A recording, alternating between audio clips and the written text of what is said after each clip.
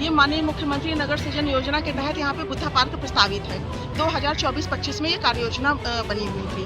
तो यहाँ पर जब लोगों को पता चला कि ये प्रस्तावित है तो कुछ लोगों ने अवैध कब्जे रख लिए, जबकि उनके ऑलरेडी यहाँ पे पक्के मकान बने हुए हैं। कुछ लोगों को प्रधानमंत्री आवास योजना भी मिली हुई है और कुछ लोगों के मकान हमारे संपत्ति रजिस्टर में भी दर्ज हैं। तो जानबूझ करके कब्जा करने की नियत से यहाँ पे कब्जा किया गया है। लोगों का यहाँ उनका कहना है कि हमको यहाँ 35-40 साल से रह रहे हैं।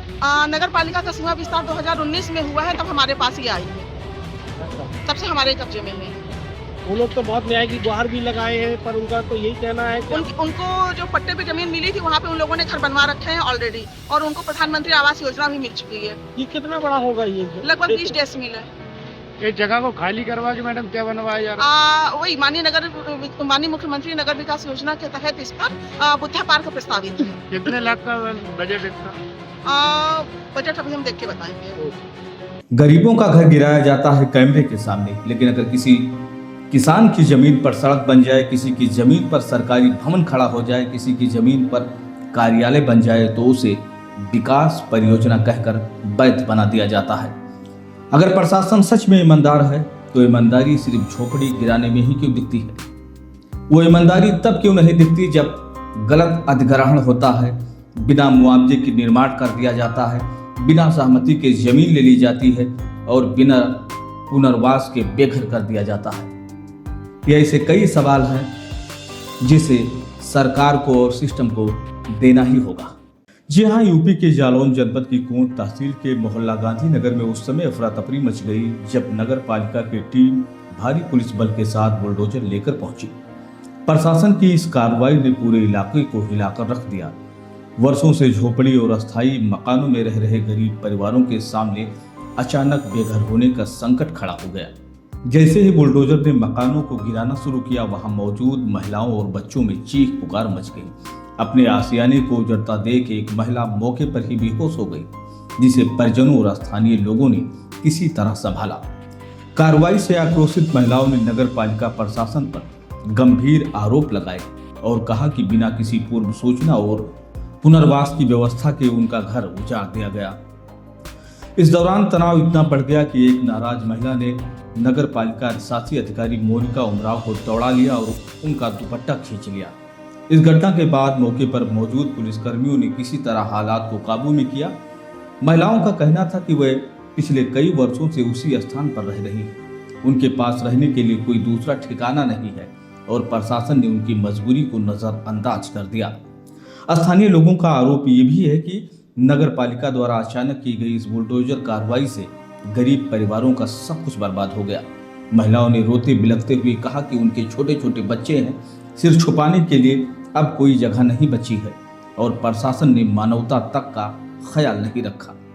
अधिकारियों का कहना है कि जिस भूमि पर ये अस्थायी मकान बने हैं वो पूरी तरह से सरकारी भूमि है। लंबे समय से वहां अवैध कब्जा किया गया था, जिसे हटाना आवश्यक था। प्रशासन के अनुसार कार्रवाई पूरी तरह नियमों के तहत की गई है और शांति व्यवस्था बनाए रखने के लिए पुलिस बल की तैनाती की गई है। इस बुलडोजर कार्रवाई के बाद गांधीनगर इलाके में दहशत और तनाव का माहौल बना हुआ है। स्थानीय लोग आशंकित हैं कि आगे कहीं और भी इस तरह की कार्रवाई न हो जाए। प्रभावित परिवारों के सामने सबसे बड़ा सवाल यही है कि वे आगे कहां जाएंगे और उनके रहने की व्यवस्था कैसी होगी। फिलहाल इलाके में पुलिस बल तैनात है और प्रशासन पूरे मामले पर नजर बनाए हुए है, लेकिन गरीब परिवारों का दर्द और भविष्य की अनिश्चितता अब भी प्रशासन के सामने एक बड़ा सवाल बनी हुई है। अब सवाल यह है कि बुलडोजर सिर्फ गरीबों के दरवाजे पर ही क्यों रुकता है? अगर किसी गरीब ने सरकारी जमीन पर झोपड़ी बना ली तो उसे अवैध कब्जा कहा जाता है। अगर किसी गरीब ने टीन शेड डाल दिया है तो उसे कानून का उल्लंघन कहा जाता है।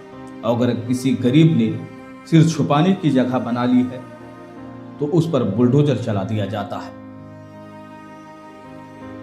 लेकिन सवाल यह भी है कि अगर सरकार खुद किसी की जमीन पर निर्माण कर ले तो उसे क्या कहा जाएगा?